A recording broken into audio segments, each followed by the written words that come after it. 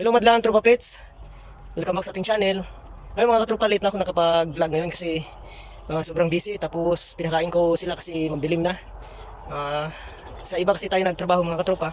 Tapos pagdating natin, nag-ayos agad tayo ng makakain nila para mabigyan kasi gutom sila.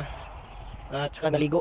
Kaya dali na rin ako lumabas para makapag video sa kanila mga katropa para makita nyo ang ating mga tutatings. Ito na sila mga katropa sa pa ako. Dali! Si Britney, napakakulit.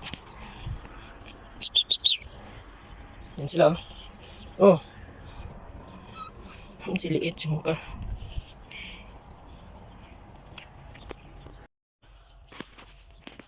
Yan sila. Yan yung Totatings Group 1, Group 2. Sama-sama yan sila mga katropa. Si Britney lang ang pinakamakulit sa kanila. Yan. Sana yung iba. Ang iba, yan, napakaliksi na yung lima, oh. Ang anak ni Mami Muka. Yan mga katropa. Anak yan ni Mami Muka yung lima. Tapos yung Totatings, ang dalawa, di ko alam kung saan. Ayun pala ang dalawa. Yan, oh.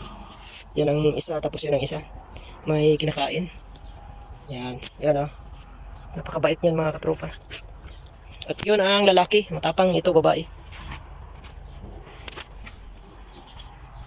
Kaya pinapalo ko yung bibig.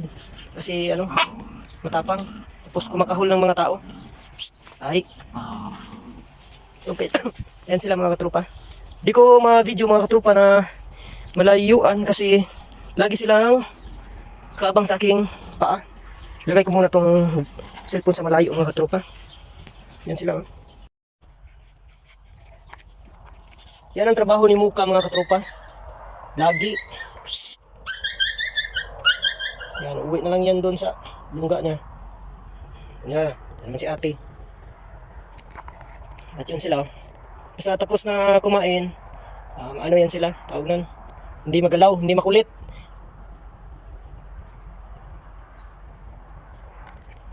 Mawala yung kulit nila basta busog. Gusto nila higa-higa na lang.